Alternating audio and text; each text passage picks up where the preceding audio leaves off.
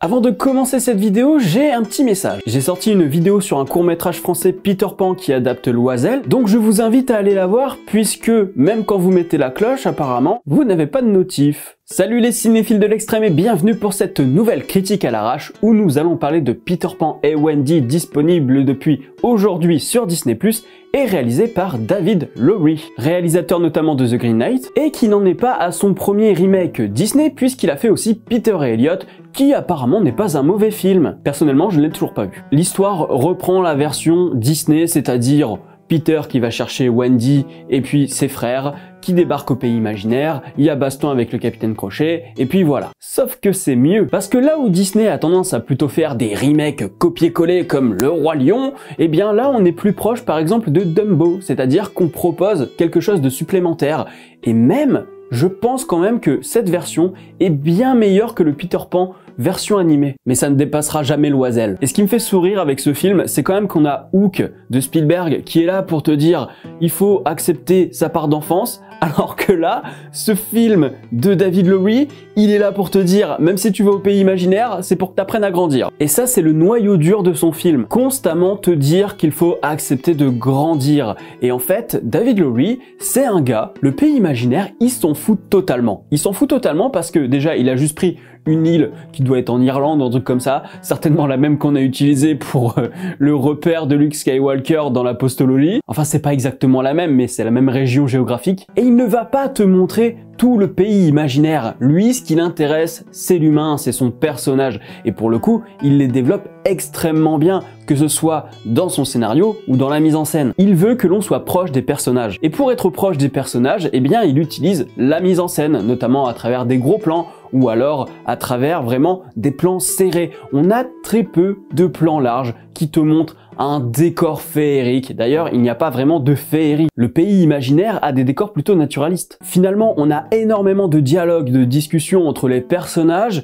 et peu d'action. Alors, il y a quand même de l'action pour rythmer un peu le tout, mais sinon, on est quand même plus proche de The Green Knight, tout en restant accessible pour les enfants, bien évidemment. Et ce que j'aime avec ce film, c'est qu'il y a vraiment une déconstruction du film original de Disney. On est vraiment en train de te dire, non, la vie c'est pas ça, c'est pas les méchants contre les gentils. Ici on est très loin du manichéisme, Peter c'est pas nécessairement un super pote, le capitaine Crochet, on se rend compte finalement qu'il est beaucoup plus sensible qu'il n'y paraît, que c'est pas juste le méchant pour être méchant. D'ailleurs, ils ont utilisé une théorie qui court beaucoup sur internet, mais c'est pas juste histoire de dire « Oh, vous avez vu, ils ont fait une référence à une théorie qui circule sur internet ».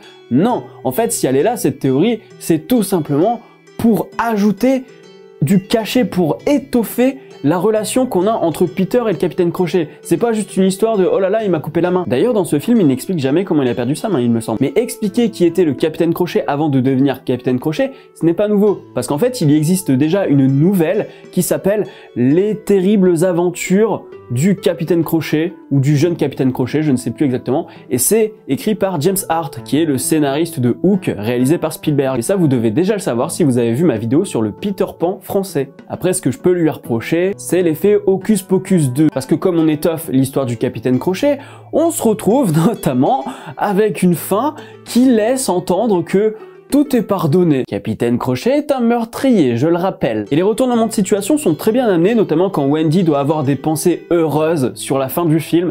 Tu t'attends pas du tout à ça et tu te dis « Ah ouais, c'est malin ça ». C'est malin parce que ça vient ajouter au discours de « Il faut accepter de grandir aussi ». Donc on a un film Peter Pan plus adulte. Plus adulte parce que loin du manichéisme, un peu plus sombre aussi, toujours moins sombre que chez Loisel quand même. Et ce côté sombre, plus adulte, passe par la photographie, qui est moins dans l'effet très coloré. On est dans quelque chose de plus naturaliste, avec certes une photographie et des effets de lumière qui parfois semblent être sortis justement d'un pays imaginaire. On sent que c'est fait de manière un peu fausse, mais c'est volontaire. C'est pour donner quand même cette impression de féerie au milieu de ce truc un peu plus sombre, un peu plus adulte, où finalement l'enfant est confronté à ce qu'il deviendra plus tard, potentiellement un capitaine Crochet. Mais ce n'est pas pour autant qu'il n'y a pas de légèreté, parce que les enfants ont l'innocence, et donc cette légèreté. Par exemple, quand ils volent, c'est super bien foutu dans la mise en scène, et ça donne vraiment ce côté heureux, quoi. Quand ils traversent Big Ben, c'est une tuerie. D'ailleurs, très intéressant dans la mise en scène, c'est que quand ils passent du monde normal au pays imaginaire, on a quasiment un arrêt sur image pour arrêter le temps, mais vraiment visuellement quoi. Et je trouve ça super intéressant de le matérialiser et pas juste faire ok on est passé du point A au point B sans vraiment de changement temporel dans la mise en scène. Et là pour le coup si, il y a quasiment un arrêt sur image, il y a un ralenti où ils sont carrément en train de faire du surplace quoi. Et ça c'est malin dans la mise en scène. On a plein de choses intelligentes dans la mise en scène. Par exemple, pour véhiculer un sentiment de malaise, eh bien, on utilise des grands angles avec un côté fisheye comme vous pouvez avoir sur une GoPro. Et on fait un gros plan sur le Capitaine Crochet, ce qui vraiment instaure un sentiment de malaise. Tu sens qu'il y a un truc qui déconne dans l'image parce que justement, elle n'est pas censée être comme ça. Et le grand angle est utilisé aussi pour des grands espaces, ce qui fait que tu as l'impression que ce décor vient s'écraser sur le personnage, ce qui donne vraiment cette impression de pays imaginaire, mais qui n'est pas nécessairement rassurant, notamment quand ils vont dans la caverne. Là, tu as une grande falaise, c'est filmé en contre-plongée, et tu as l'impression que la falaise, elle est en train de plonger sur toi, quoi. Tu rentres dans un univers, tu rentres dans une grotte qui clairement n'est pas faite pour toi. Clairement, c'est pas rassurant du tout. Et justement, c'est intéressant que ça passe par la mise en scène et pas juste par le discours de dire « Oh là là, cette grotte a l'air vraiment dangereuse, il faudrait peut-être pas y aller ». Et parce que la mise en scène est très bonne, on se laisse porter par ce côté enfantin qu'on peut avoir parfois avec le féerique, je parlais du vol par exemple, mais aussi quand il y a le bateau qui s'élève avec la poussière de fée. Voilà, c'est super bien foutu et il y a une dynamique très intéressante dans l'action à ce moment-là. C'est-à-dire que, oui, c'est spectaculaire, mais on en fait quelque chose de ce truc. Et en plus, c'est vrai que le bateau, comme il a tendance à se retourner, il y a aussi un retournement de situation. C'est-à-dire que d'un coup, les personnages changent un peu leur fusil d'épaule.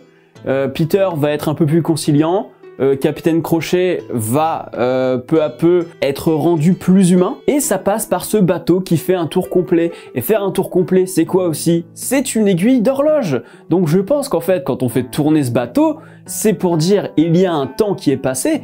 Le temps n'est pas resté figé dans le pays imaginaire, c'est pas resté comme on connaît d'habitude, c'est-à-dire Peter Pan contre le Capitaine Crochet et basta. Il y a eu un changement. Donc vraiment très malin ce film. Et l'humour fonctionne super bien, les pirates sont complètement cons et le moment préféré pour moi, c'est le moment où ils disent « Vous avez entendu Plouf ?» Après, on ne s'écarte pas complètement du premier film Disney, hein, c'est-à-dire que on va retrouver notamment des musiques qui rappellent les musiques d'origine. Il y a quelques moments chantés, mais c'est pas non plus énorme et c'est souvent les pirates. Donc en fait, ça va, ça passe. C'est pas genre comédie musicale, ça vient bien s'intégrer en fait à l'histoire parce que c'est des chœurs et puis un petit coup de banjo. Et parfois, oui, il y a la musique extra-diégétique qui vient un peu en accord avec la musique intradiégétique, c'est-à-dire celle chantée dans l'histoire. Il y a des choses qui ressemblent au Peter Pan de Disney, mais il y a en même temps des scènes, tu peux pas y échapper, c'est-à-dire que elles sont quand même dans le bouquin de James Matthew Barrie, ou sa pièce de théâtre, hein, peu importe de quel point de vue vous le voyez, mais ça prend beaucoup de liberté et ça c'est cool. Si j'ai une note à lui donner sur Captain Watch, ce sera j'aime beaucoup, et j'aime beaucoup parce que je l'ai expliqué, c'est-à-dire que c'est un remake qui vaut le coup parce que il va un peu plus loin que juste faire du copier-coller, parce qu'il a un discours qui est intéressant, qu'il a une bonne mise en scène et que cette mise en scène vient aussi accompagner le dialogue, le discours qui est dans ce film.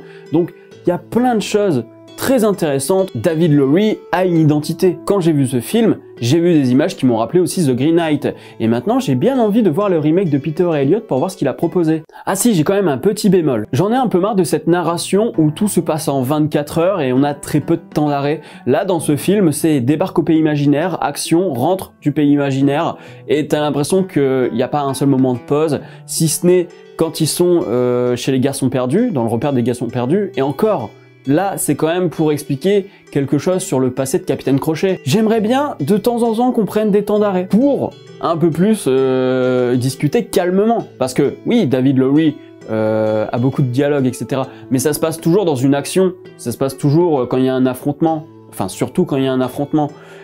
Et je trouve ça dommage. Je trouve ça dommage. Après, il y a des choses, encore une fois, qui sortent du lot. Hein. Quand on te dit que Peter, il a quand même besoin des autres, je trouve que le système de travail d'équipe, ben, il est plutôt bien mis en avant, et Wendy, c'est pas nécessairement la copine de Peter, quoi. Et Clochette, c'est pas la jalouse de service. Même si moi, j'aime bien la Clochette psychopathe qui tue des gens. Bref, c'est tout pour cette vidéo. Si elle vous a plu, n'hésitez pas à mettre un pouce bleu, à la partager sur les réseaux sociaux. Et je vous invite vraiment à voir ma vidéo sur le projet de film français Peter Pan. Vous allez halluciner. Il faut parler un maximum de ce court-métrage pour qu'on voit enfin le long-métrage qui mérite d'être vu parce que Loisel, c'est un truc de malade. Abonnez-vous à la chaîne si ce n'est pas encore fait et n'oubliez pas d'actionner la cloche pour être alerté des prochaines vidéos. Quant à moi, je vous dis à la prochaine sur la toile. Salut!